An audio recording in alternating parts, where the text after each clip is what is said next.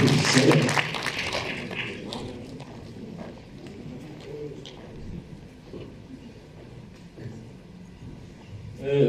Moi, je vais simplement commencer par vous dire et expliquer pourquoi on a décidé de fêter nos 50 ans avec le numéro que vous pouvez, ça c'est l'instant pub, que vous pouvez acheter juste à la boutique derrière. C'est vrai que, comme je le disais en préambule aussi de la projection, on a fait pas mal de numéros spéciaux.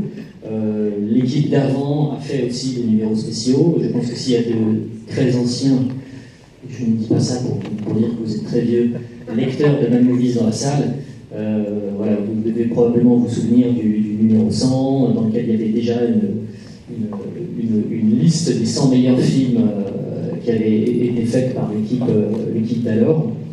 Ensuite, il y a eu le numéro 200, il y a eu le numéro 300, il y a eu un numéro spécial pour les 40 ans, il y a eu aussi un ouvrage que nous avions fait avec Hachette, une sorte de guide, encore une liste qui a été publiée il y a de ça 3 ans, si je ne m'abuse, ou 2, c'est ça.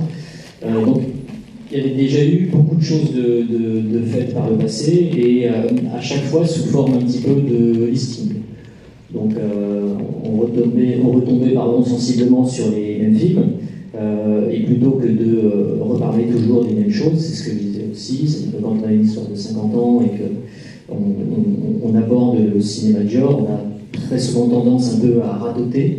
Donc plutôt que d'éviter le bégaiement éditorial, on s'est dit de manière assez simple et saine, j'ai envie de dire, que convoquer nos archives, aller un petit peu voir ce qu'on avait fait par le passé en termes d'entretien avec les réalisateurs, ça pouvait être quelque chose d'intéressant. Et c'est comme ça en fait qu'on a conçu ce numéro avec une envie de regarder derrière nous et aussi de laisser un témoignage très actuel. Et on a travaillé à partir de ce credo-là pour faire ce numéro qui effectivement vient piocher dans l'histoire de la revue et aussi, c'est une double histoire, dans l'histoire du cinéma fantastique. Donc c'était, je crois, quelque chose que le magazine n'avait jamais fait, en tout cas. C'est pas d'une originalité folle sur le principe, mais ça avait le mérite en tout cas d'être une première pour nous. Et c'est vrai qu'aujourd'hui, quand on fait ce numéro et qu'on voit la somme de talents qui est compilée, ça nous permet d'avoir justement à portée de main une véritable histoire du cinéma fantastique et une histoire du cinéma fantastique vue à travers l'histoire de la revue qui a donné justement ces colonnes, qui a accordé ces colonnes à tous ces créateurs. Donc voilà pour l'explication du pourquoi, du comment de ce numéro spécial 50 ans. Laurent, qui est à ma gauche, juste à côté de Gilles, a fait un énorme travail justement de désarchivage, c'est-à-dire que quand on s'est arrêté justement sur les réalisateurs qu'on allait mettre en avant, il a fallu piocher et chercher toutes les interviews qui ont été faites par le passé, sélectionner les plus pertinentes, les assembler, trouver un assemblage qui soit aussi cohérent, les polisser un petit peu. Il y en a même certaines qui ont dû être légèrement coupées, parce que pour tout vous dire, il y a des propos qui étaient tenus il y a quelques années dans le magazine par les gens qui étaient interviewés, pas par les journalistes, quoique je ne sais pas, qui aujourd'hui, à mon avis, seraient difficilement publiables. Donc il y a eu des micro-ajustements comme ça de fait. Et on est arrivé au résultat que vous pouvez lire si vous ne l'avez pas encore lu, ou vous pouvez peut-être lire si vous avez déjà acheté le numéro. Et peut-être, on s'est dit que ça pouvait être éventuellement aussi, non pas le premier d'une grande série, mais c'est vrai que l'idée comme ça de se tourner vers le passé et de regarder un peu dans nos archives,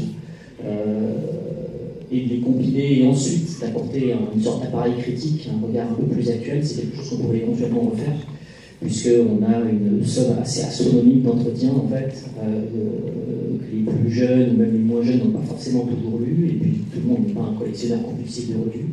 Donc ça pourrait être intéressant de reproposer ça peut-être dans un avenir plus ou moins proche. Voilà. Je ne sais pas si Laurent, tu veux peut-être ajouter un mot par rapport à ce que j'ai dit ou. Je pense que tu as résumé la situation parfaitement. C'est juste que pour avoir du coup épluché beaucoup de numéros, listé beaucoup de personnes interviewées. Ce qui est sûr, c'est qu'on a de la matière. En fait, ça a été paradoxalement assez facile de choisir les personnes qui allaient être dans ce numéro, parce que c'est les noms qui nous viennent tout de suite à l'esprit quand on se dit maître de l'horreur. Mais j'ai retracé un nombre d'interviews super intéressantes, de noms tout aussi prestigieux ou un peu moins, mais qui valent clairement le coup d'être découvertes. Et oui, c'est clair qu'on a de la matière pour en faire plusieurs. Et pas seulement qu'avec les réalisateurs d'ailleurs, notamment au niveau des effets spéciaux, il y a une matière assez dingue à exploiter. Est-ce que Gérard, tu veux dire un mot par rapport à ce numéro? Non, aucun. Est-ce que tu veux dire un mot tout court? Aucun. Tout court. J'attends les 100 ans. Non, après, et on peut comme ça peut-être non pas aborder les problèmes, mais aussi vous sensibiliser aux difficultés que rencontre la presse aujourd'hui. C'est que on aurait pu en mettre bien plus de réalisateurs et d'entretiens, sauf que évidemment on serait arrivé à un nombre de pages absolument délirant qu'on aurait peut-être pu vous proposer en réalité il y a quelques années de ça. Or, la situation aujourd'hui a bien changé. C'est vrai que tenir la barre d'un magazine, c'est devenu très complexe, financièrement parlant. Voilà, vous n'êtes pas sans savoir ce qui se passe et l'augmentation du papier, les coûts divers et variés techniques qui impactent très clairement la fabrication d'un magazine. Naturellement, on a dû aussi se conformer à un certain nombre de pages, se limiter, puisqu'on ne peut pas proposer aujourd'hui une revue qui serait trop chère. Donc c'est aussi une raison pour lesquelles on n'a pas pu proposer plus de réalisateurs que ça, parce qu'on en avait vraiment sous le pied et on avait la possibilité, on aurait pu comme ça faire peut-être un numéro de 400 pages tout à fait historique. Par ailleurs, ça faisait partie des premières discussions que j'avais eues avec Gérard, c'est-à-dire faire un numéro dont la pagination serait inédite dans l'histoire du magazine, sauf que quand vous demandez un devis à l'imprimeur, le devis, sa somme, elle est aussi inédite pour vous.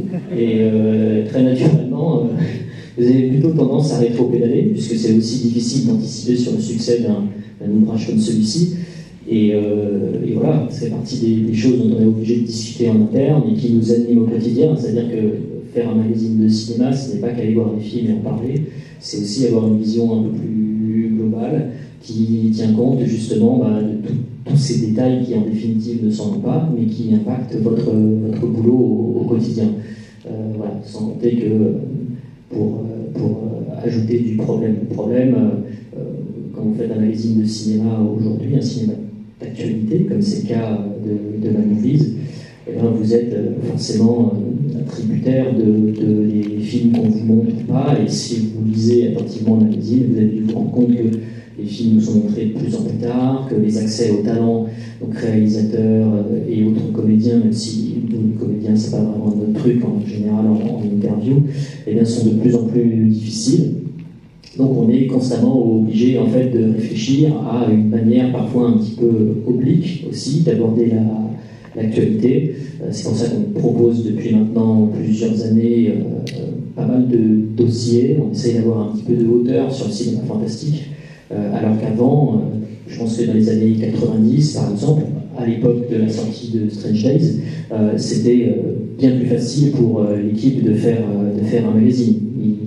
Les accès aux talents divers et variés étaient plus simples, ils avaient la possibilité de voir des films parfois 3, 4 mois, même 6 mois en fait avant leur sortie salle. Donc ils avaient cette capacité d'anticipation et de réflexion sur ce qu'ils allaient pouvoir mettre en avant que nous on n'a plus du tout aujourd'hui. Il arrive parfois qu'à une semaine de bouclage on ne sache même pas ce qu'on va mettre en couverture. Donc on est constamment comme ça dans une énergie de l'immédiateté et on est dans une urgence qui néanmoins peut aussi avoir un très bon impact en fait sur votre réflexion, sur votre cerveau. Très simplement, c'est que vous n'êtes pas obligé parfois, quand vous êtes poussé un peu dans vos derniers retranchements, de réfléchir à des choses qui n'ont jamais vraiment été faites ou d'établir des stratégies, je ne sais pas si c'est le terme, mais en tout cas de réfléchir à une manière un peu originale de ne pas vous répéter. Voilà. Est-ce que Gilles, tu veux dire un mot? Je sais pas, non. Enfin, à moins que tu me À moins que tu me lances sur un sujet particulier. Bah, ça peut être, non, mais ça dit, ça peut être. On parlait justement parce que, voilà, que ce soit Gilles ou Laurent, c'est des personnes qui sont chez Mad Movies depuis très longtemps, une quinzaine d'années. Donc, déjà, vous avez pu voir, vous, comment a évolué en fait la manière dont les journalistes pouvaient avoir accès aux films, accès aux talents. C'est quelque chose que vous ressentez et que vous voyez dans votre travail au quotidien. Oui, bien sûr. Bah, en fait, le grand truc, c'est Internet, la VOD, le piratage, etc. C'est en fait, dans le temps, les gros films américains sortaient aux États-Unis au mois de mai ou alors pour l'été, et ils avaient leur première européenne au Festival du film en septembre, puis sortaient un peu dans la foulée. Donc en fait, voilà,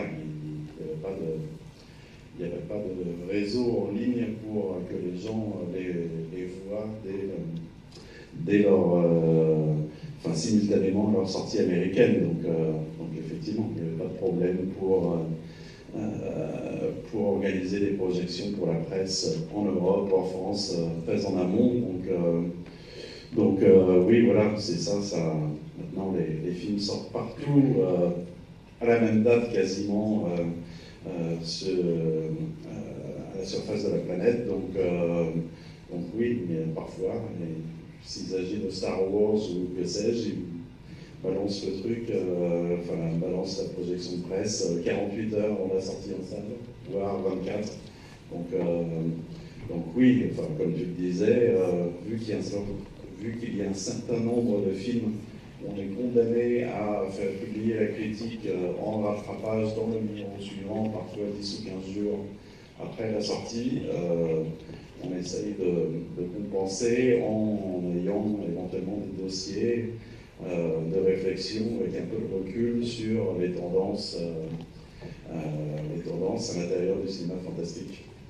S'il y a des embargos aussi, alors pour expliquer un peu, ça nous arrive de voir des films assez importants, on les voit et on est soumis à un embargo, c'est-à-dire que la condition sine qua non pour aller à la projection et donc voir le film, c'est de signer un papier et ensuite de ne pas s'exprimer, donc ni sur les réseaux sociaux ni dans le magazine pendant une certaine durée, ce qui parfois nous bloque complètement sur le rédactionnel.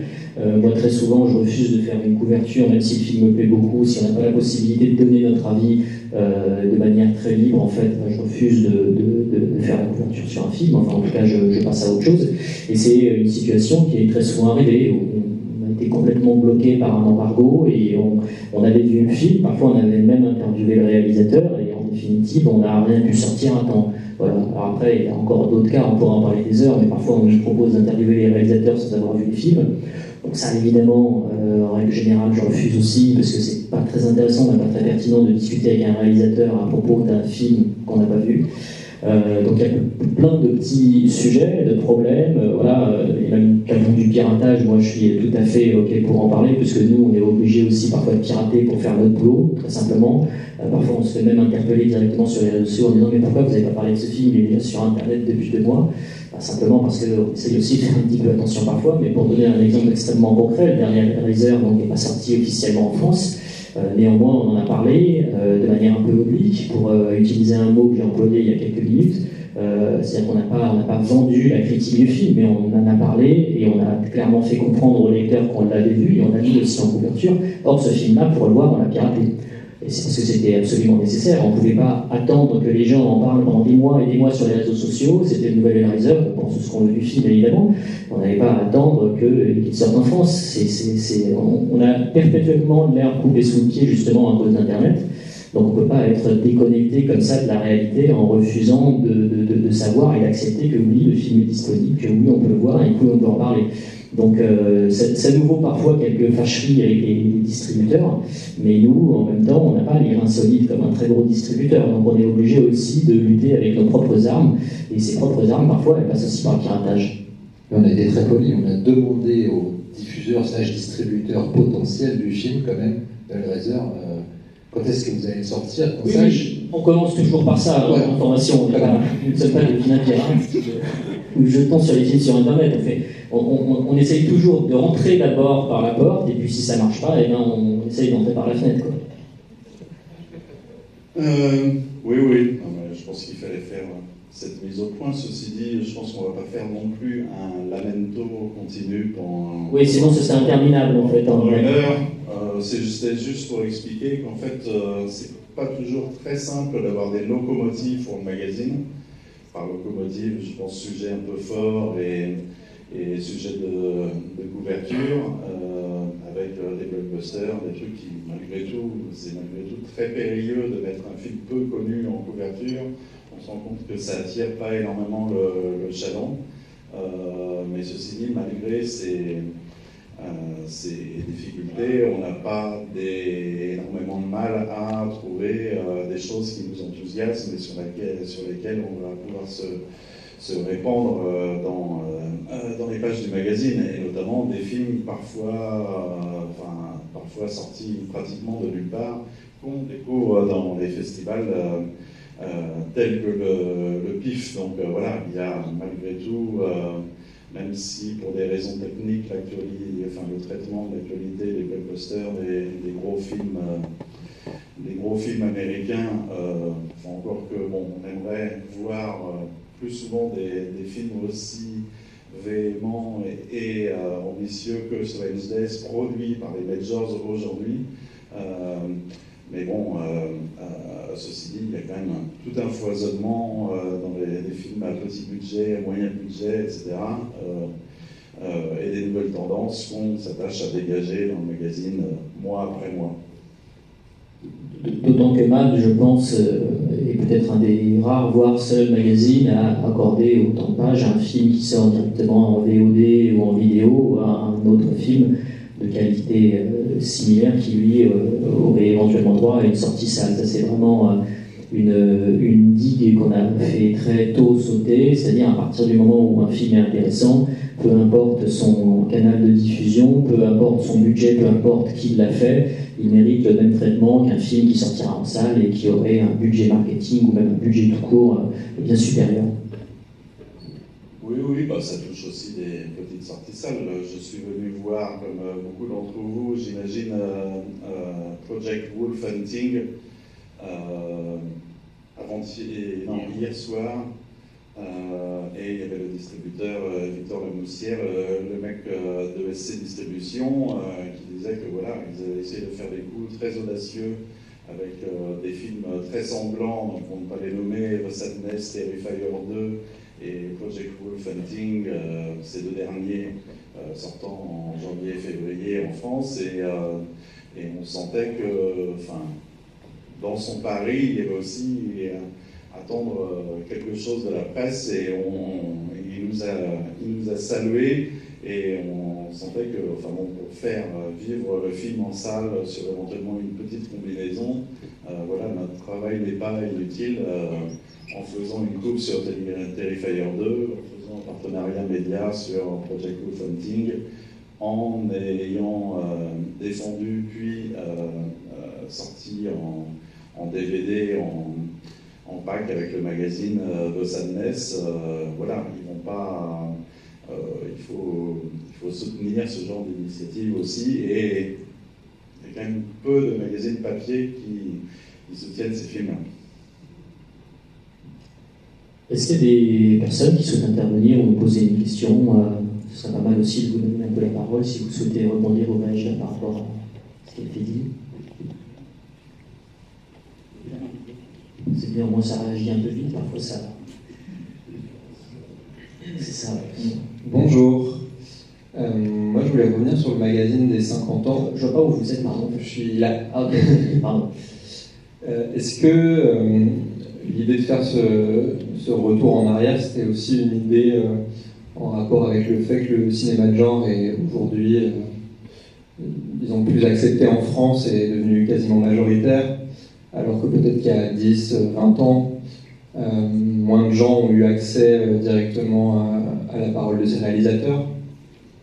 Ah oui, ça fait aussi partie de l'idée. C'est-à-dire que, comme je le disais, je pense qu'il y a des gens qui connaissent probablement certains des entretiens par cœur, je ne sais pas, mais en tout cas qui ont pu les lire à l'époque. Et je pense que pour certains ou certaines, ce sera la première fois qu'ils ou elles pourront lire justement des entretiens aussi longs de metteurs en scène dans une revue. Donc c'est vrai que ce que tu dis est très juste. Par ailleurs, il n'y a jamais eu autant de littérature sur le cinéma de genre, même si la définition même du cinéma de genre est quand même sujette non pas à caution, mais à débat et à précision. Mais il n'y a jamais eu autant de littérature, que ce soit sur papier ou même sur Internet. Même si sur Internet, c'est en cela que je trouve que ce numéro spécial est intéressant. Sur Internet, on trouve assez peu de très longs entretiens, en réalité. On trouve beaucoup de critiques, évidemment, on trouve parfois des dossiers, on trouve des entretiens. Je ne dis pas qu'il n'y a absolument aucune interview sur Internet, ce serait totalement faux, mais des interviews écrites aussi longues, aussi denses que celles que nous, on a proposées dans ce numéro spécial, on en trouve très très rarement. Donc l'idée, encore une fois, plutôt que de vous proposer des critiques, des films incontournables du genre, c'était peut-être plutôt de laisser la parole à ceux qui ont fait ces films et essayer de voir ce qu'ils ont pu dire à une certaine époque, à un instant T. Qu'est-ce que disait Dario Argento quand Ténèbres sortait, qu'est-ce que disait David Cronenberg quand Le Festin de nuit sortait. Enfin, voilà, nous, ça nous semblait très intéressant aussi de voir comment parfois la parole d'un réalisateur pouvait évoluer et ou parfois comment elle pouvait être parfaitement cohérente et comment voilà, un Toby Hooper dans les années 80 en fait, pouvait dire exactement la même chose ensuite dans les années 2000, et pareil pour un Romero, ce genre de personnalité. Merci. Une autre question en bas.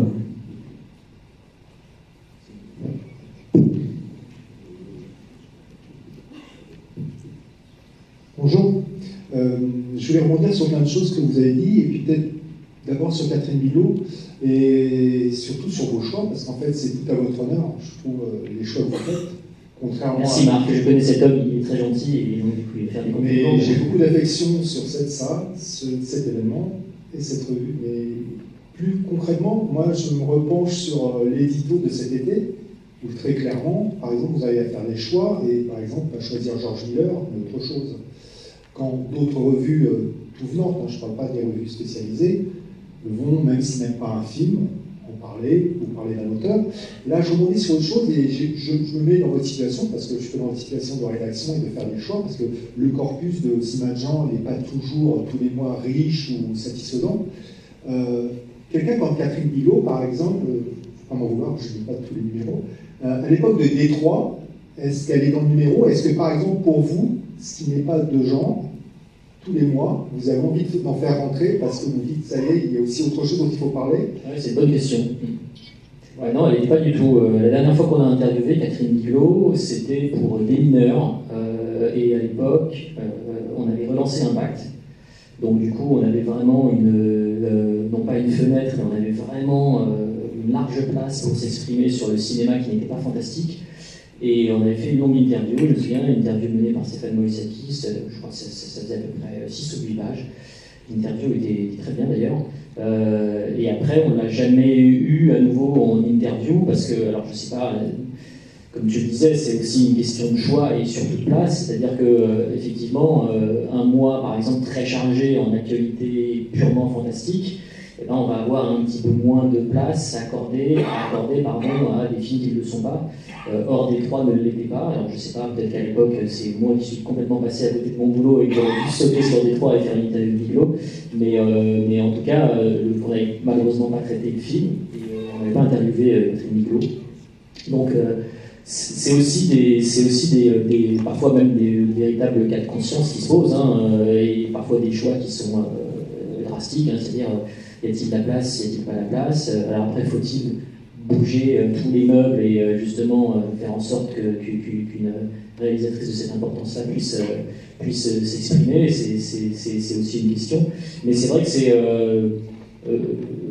en dehors de Bigelow, c'est des questions qu'on se pose chaque mois, que j'ai avec mes rédacteurs, c'est voilà, jusqu'où on peut déborder. Et très souvent, en fait, l'autorisation du débordement, elle est très pragmatique, c'est à-t-on la place? Parce que Manoulis, c'est un magazine qui a une histoire liée au cinéma fantastique, donc naturellement, on est porté sur ce cinéma-là, et on est obligé de l'aborder, même si nous, dans nos groupes personnels, on est vraiment très éclectique, et parfois on aimerait peut-être aussi traiter des films qui sortent un peu de ce carcan-là, mais on est quand même obligé d'avoir une ligne, et sans en dévier, on peut de temps en temps comme ça faire quelques petits zigzags, mais encore faut-il pouvoir les faire en termes d'espace, en vérité. C'est quoi la dernière bagarre alors? Le film qui a failli, Non, mais tu parlais de George Miller, ouais, moi c'est un film que j'ai vraiment trouvé atroce. Donc très tôt, il a été question de ne pas lui donner beaucoup de place. Néanmoins, je suis plutôt partisan en fait de laisser la plume à la personne qui aime le film pour écrire dans un magazine. Et parfois on fait des pour et des contre, parce que ça peut être aussi marrant, mais en règle générale, voilà. Moi, en tant que rédacteur en chef, je préfère que ce soit quelqu'un qui aime profondément le film, qui le défende dans le numéro, plutôt que de le... Alors après, s'il est vraiment seul contre tous, ça dit, c'est déjà arrivé, c'est un peu plus compliqué, mais je suis plutôt partisan de ça. Est-ce qu'il y a des questions en haut? Oui, il y a une question au premier. Oui, bonsoir. Au fil de ces dernières années, il y a eu pas mal de nouvelles maquettes, un travail éditorial qui s'est précisé, puis une pagination peut-être plus lisible. Moi, je trouve ça très bien. Et je voulais savoir, est-ce que vous arrivez à mesurer l'impact, justement, par rapport au lecteur? Est-ce que vous vendez mieux avec une maquette plus lisible? Non, évidemment. Bon, voilà. Non, mais c'est intéressant ce que vous dites, parce que c'est vrai qu'on a quand même des nostalgiques de la maquette à l'ancienne, des nostalgiques de la maquette moche, qui avait son charme, hein, qui avait voilà, ces aplats avec des couleurs qui faisaient très mal aux yeux, ces fonds très discutables. Enfin, j'imagine que ça appartenait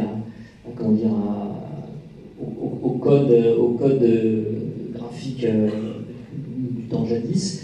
Mais non, il y a juste une chose que j'ai déjà partagée avec mes collègues et puis avec mon éditeur, c'est on a toujours refusé d'être dans une espèce de cliché graphique, c'est-à-dire quand on regarde par exemple certaines revues nord-américaines qui peuvent être très intéressantes, que ce soit Fangoria ou Humor, bon, eux ils aiment pas mettre les pieds dans le plat, donc la maquette elle est vraiment avec des petites taches de sang, parfois des toiles d'araignée, des têtes de mort, et des trucs comme ça, etc. Donc ils sont vraiment dans l'affirmation graphique de cette culture du fantastique et de l'horreur. Et moi je trouve que ça a un peu tendance à enfermer le genre et plutôt à le desservir en réalité. C'est vrai que la maquette de Mad Movies avec les années, elle s'est un peu... alors c'est pas le bon mot, mais c'est comme une sorte de mot entre deux, une sorte de néologie, ce que les termes, elle s'est neutralisée, dans le sens elle est devenue de plus en plus neutre. Et je trouve que c'est hyper important, parce que les magazines qui durent dans le temps et que vous allez pouvoir relire plus facilement en fait, dans quelques années, sont ceux qui sont sur des maquettes assez simples en réalité. Si vous prenez justement certains magazines des années 60 ou 70 par exemple, avaient des maquettes assez neutres, en fait ils se réalisent très très bien aujourd'hui, et d'autres des années 90. Dans les années 90 on attendait beaucoup de choses très très moches, aujourd'hui c'est parfaitement lisible, vous avez bien plus envie de lire un article. Donc l'idée c'est quand même aussi d'avoir un magazine qui se conserve dans le temps, mais si vous avez envie de relire un dossier qu'on a fait, si dans 10 ans pardon, vous avez envie de relire un vieux dossier, vous puissiez vous y retrouver et que vous ne soyez pas là à devoir, je sais pas moi, fermer à moitié les yeux pour déchiffrer ce qui a été écrit, tellement la police est moche, tellement le fond est illisible, etc. quoi. En tout cas, c'est pas avec une maquette plus belle qu'on vend mieux, malheureusement. Une question en haut. Une autre, oui.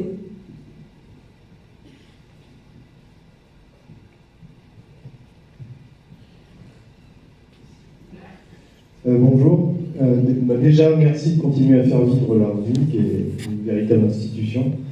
Moi, je voulais embrayer justement sur ce que vous disiez, à savoir comment se porte la revue aujourd'hui, en termes de lectorat, de vente de numéros, d'abonnements. Est-ce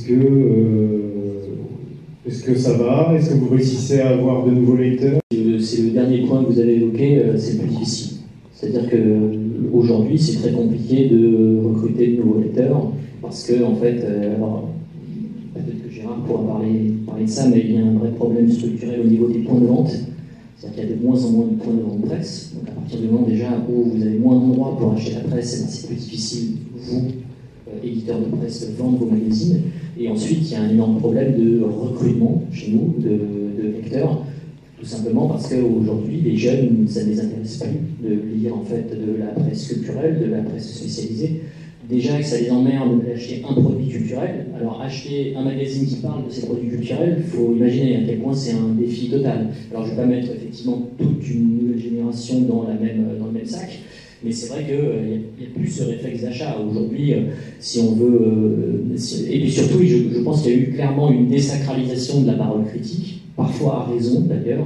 Donc la désacralisation de la parole critique, le fait que les magazines sont moins trouvables entre guillemets dans les points de vente parce qu'il y a moins de points de vente, et aussi ces espèces de réflexes d'achat qui ne sont plus présents chez des personnes d'un certain âge jeune, forcément ça complique la donne. C'est vrai que voilà, si vous avez, je sais pas, 35 ou 40 ans aujourd'hui, vous avez des souvenirs de vous quand vous aviez 10-12 ans et vous alliez en kiosque ou dans une librairie acheter un magazine. Aujourd'hui, il y a très peu d'adolescents qui rentrent en kiosque, qui achètent un magazine, qui a même déjà eu du papier entre les mains, autre qu'un livre qu'on lui a mis à l'école. Donc c'est très compliqué. C'est quasiment une défaite culturelle en réalité. Donc c'est quelque chose que moi j'ai parfaitement admis. J'ai par ailleurs plusieurs fois partagé ce sentiment Gérard en lui disant mais de toute façon il n'y a plus de recrutement possible de lecteurs. C'est-à-dire qu'on est obligé de composer avec les lecteurs qu'on a aujourd'hui, qui sont des lecteurs vieillissants, donc qui sont aussi des lecteurs qui abandonnent la revue pour plein de raisons différentes, parce qu'ils trouvent qu'aujourd'hui on est nul, que le cinéma fantastique c'est plus intéressant, ils n'ont plus de place chez eux, ils ont une femme, 4 enfants, et bon, la collection de Mowgli, ça va 5 minutes. Donc pour toutes ces raisons-là, il y a aussi des vieux lecteurs qui nous abandonnent. Après, il y a un socle, encore un noyau dur qui nous suit. Et c'est ces lecteurs-là, en fait, qu'on accompagne. Moi, j'adorerais, en fait, pouvoir parler à des lecteurs jeunes, entre guillemets, enfin, qui découvriraient la revue au même moment que moi j'ai découvert, c'est-à-dire quand j'avais 13-14 ans. Or, aujourd'hui, des kids de 13-14 ans qui lisent des magazines, et encore plus des magazines spécialisés, c'est quasiment des extraterrestres. Je ne sais pas si vous en connaissez, mais et si même il y a quelqu'un de 15 ans dans la salle aujourd'hui, mais c'est déjà, je pense que ça en dit long. Si on faisait ne serait-ce qu'un sondage sur l'âge des personnes qu'il y a aujourd'hui présentes dans la salle, je pense que ce serait un indicateur assez pertinent. Est-ce que Gérard, tu veux ajouter quelque chose? Oui, je peux ajouter des choses simples sur... D'abord, je suis très content que nous, on soit en vie. On est encore en vie. C'est déjà considérable. Parce qu'on a vu beaucoup de nos confrères, pas seulement dans la presse cinéma, évidemment, mais dans toute la presse, qui ont disparu depuis une vingtaine d'années. Donc, le fait... Et moi, mon rôle, par exemple, que je conçois, c'est que tous les mois, il faut qu'on puisse sortir un magazine, que ce magazine soit équilibré, soit viable, et que, même si on ne gagne pas beaucoup d'argent, au moins on gagne 1 euro de plus, si possible, que ce que ça nous a coûté. Et on y arrive. On y arrive malgré tout. Donc il faut relativiser, hein, c'est pas la guerre en Ukraine non plus, on ne subit pas. Mais on subit des choses quand même extrêmement virulentes, du style le virus d'abord, qui nous a beaucoup perturbé, comme tout le monde. On a subi depuis 2022, et c'était pas la cause n'était pas la guerre en Ukraine, c'était avant même. On a vécu ce tsunami qui était la hausse du prix du papier. Il faut comprendre que c'est même pas perturbant, c'est une révolution qui a eu lieu sur ce prix du papier, c'est pas fini encore. Et le prix du papier, c'est 25%. L'impression plus le papier, y compris le papier, c'est 50% de nos frais. Et le papier, il a doublé de volume. Et dans nos frais d'impression de papier, 50%, le papier a doublé de prix. Donc, à l'arrivée, au lieu qu'un magazine nous coûte 1 euro, il nous coûte 1,25 €. Donc, il faut pouvoir encaisser ça. Or, on n'y arrive pas à encaisser ça. Donc, on a réussi à le faire en augmentant nos prix de vente, un petit peu, en ne dégradant pas trop la qualité du papier, ce qui était l'option prise par un certain nombre de confrères, et en ne diminuant pas la pagination, ce qui était également l'option prise par un certain nombre de confrères. Mais malgré tout, on serre les dents. Et toute notre marge opérationnelle a été liquidée par cette augmentation du prix du papier. Est-ce que ça va s'arrêter? On ne sait pas. On peut penser que oui, mais on peut penser que non. Parce qu'en général, les prix ne redescendent pas beaucoup. Mais malgré ça, on continue à produire un magazine chaque mois, avec sa version DVD, et on continue à produire un magazine pratiquement tous les 2 mois en hors série. On a d'autres projets, mais toute cette situation nous contraint un petit peu à être très très très prudent, très vigilant. Et donc la seule chose que je puisse dire, c'est que 1, on est toujours vivant, et que 2, on est toujours indépendant. C'est-à-dire que notre objectif, c'est de rester libre de nos propos. Et on n'a jamais fait de censure à l'intérieur du magazine. Les gens qui critiquent les films sont libres de dire exactement ce qu'ils veulent. Ils sont corrigés quelquefois, non pas sur le contenu, mais sur la forme par Laurent. Physiquement corrigés parfois aussi. Mais chacun dit ce qu'il veut. Et on se fait une gloire de défendre cette indépendance et cette liberté de ton, cette liberté d'esprit. La seule chose qui a effectivement un peu changé, c'est qu'on s'est un peu, alors il faut se neutraliser en termes de maquette ou en termes de... Donc, mais on continue à parler de tout petits films inconnus, et notre but c'est toujours de faire connaître de nouveaux réalisateurs. C'est ce qu'on dit en premier d'ailleurs. Notre raison d'être, c'est de faire connaître des nouveaux réalisateurs. Ceux qui sont aujourd'hui en haut de l'affiche, qui font des gros bidules du style Cameron, on a été les premiers à en parler. Pareil pour Jackson, pareil pour Sam Raimi, pareil pour Carpenter, etc. Donc on avait un confrère qui est toujours là, lui aussi, l'écran fantastique, qui était avant nous et qui a aussi découvert tous ces réalisateurs en même temps que nous. Donc on est très content que ça continue comme ça. Mais c'est difficile. C'est difficile et souvent, bon, on a un peu les boules parce que nous, on aime bien critiquer, puisqu'on critique les autres, les films en particulier. Bon, mais quelquefois, il y a des critiques qui sont un peu maladroites. Bon, alors on va pas se formaliser, c'est comme ça, c'est la vie. C'est comme dans les couples, entre nos lecteurs et nous. C'est comme dans les couples, il y a des bagarres de temps en temps. Alors on accepte, mais quelquefois, il y a des paires de gifles qui se perdent. Parce qu'on ne se rend pas compte, mais c'est très difficile de faire le magazine et de choisir. Je vois toute l'équipe, les principaux sont ici, il y en a d'autres. C'est dire à quel point c'est une petite équipe. Non, il n'y a pas que, mais c'est très difficile de choisir les sujets. Et la sortie des films ne nous aide pas parce que les distributeurs ne nous aident pas beaucoup moins qu'avant. Et aujourd'hui, ils mettent un paquet d'argent, d'énergie à convaincre les gens qui sont sur Internet, par exemple, les influenceurs, ce qu'on appelle les influenceurs. Mais tout ça, c'est une espèce de magma qui finira bien par s'éteindre un jour aussi parce qu'on le voit, il y a eu des morts déjà sur Internet. Donc les influenceurs, ça n'aura pas le temps. Et on restera là pour dire ce qu'on pense, de façon indépendante. Le jour où on sera vendu, on sera peut-être mort. Mais bien que comme Dracula, on renaît toujours, on sort toujours du tombeau. Attention, on n'est jamais vraiment mort chez la Moïse.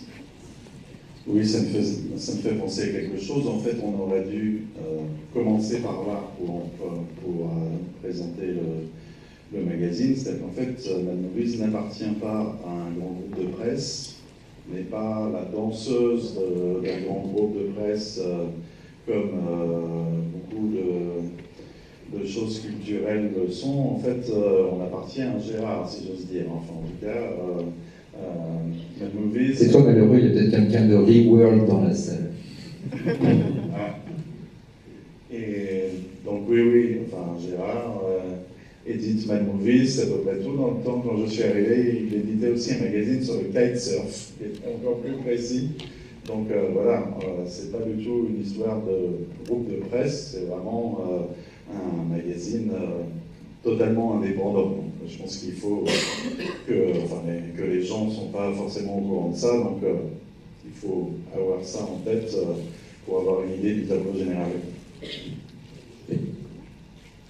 Une chose, les histoires de propriété, c'est pas tellement. Je voudrais quand même, à l'occasion de cette réunion sur nos 50 ans, rendre un hommage particulier au fondateur, Jean-Pierre Peters, qui n'est pas là. On a un petit peu pris nos distances avec lui à court terme. Enfin bon, c'est dommage d'ailleurs parce que c'est pour des gros titres. Mais Peters avait eu ce génie de créer Mad Movies avec ce titre-là. C'était Ciné Fantastique Mad Movies plus exactement. Et c'est devenu Mad Movies ensuite. Et lorsque on l'a repris, on a essayé de faire en sorte qu'on garde l'état d'esprit, la qualité rédactionnelle et l'indépendance. Et l'équipe, oui, l'équipe aussi, oui. Il m'avait même signé un papier à l'époque de garder l'équipe. Alors, cette équipe, il se trouve qu'elle a été renouvelée depuis, parce que les gens ont leur vie, ont leur truc, mais cette équipe, au départ, je me souviens, c'était Guy Weber, qui était son fidèle maquettiste, c'était Damien Granger, c'était Moïsaki, c'était Cédric Deméné à l'époque, et c'était Rafik Djoumi. J'avais signé un papier comme quoi je les gardais. Oui, et moi j'étais ravi de les garder d'ailleurs, parce que moi j'étais lecteur de musique, ça m'allait quoi. Et donc alors lui, Jean-Pierre, il avait un talent fou, je trouvais, beaucoup d'humour, mais c'est vrai qu'il aimait bien aussi les blagues un peu salaces et les trucs visuellement, les choses qui étaient un peu tachées, comme le disait tout à l'heure Fausto, avec des taches de sang, des trucs comme ça, des maquettes. Voilà, mais on en a fait aussi, on a évolué, et cette évolution, on pense qu'elle était nécessaire aussi pour débroussailler, pour avoir un petit peu moins de masquage de notre contenu par cet aspect visuel qui était un peu perturbé. Et je vois sur le numéro spécial de Saint-Antoine, le hors-série, il est extrêmement pur comme maquette. C'est vraiment des textes, des photos simples, des papiers blancs. Limite, tu dis qu'on s'est pas fait chier un peu. Comment ? Tu dis qu'on s'est pas fait chier un peu. Si, mais moi je trouve que ça donne encore plus de poids à ce que disent les réalisateurs. On le lit encore mieux parce qu'il n'y a pas d'affaîtrie publicitaire, il n'y a pas d'affaîtrie graphique, etc. Donc c'est pur, c'est simple, je claque. Je crois qu'il y a une question de je ne sais des spontanes devant. C'est la fin. Voilà. Je vais t'en aller. Cyril organise un petit festival comme ça. Alors mais sinon, on va partir. On est très content aussi d'être associé au PIF. Bravo le PIF. Merci à vous.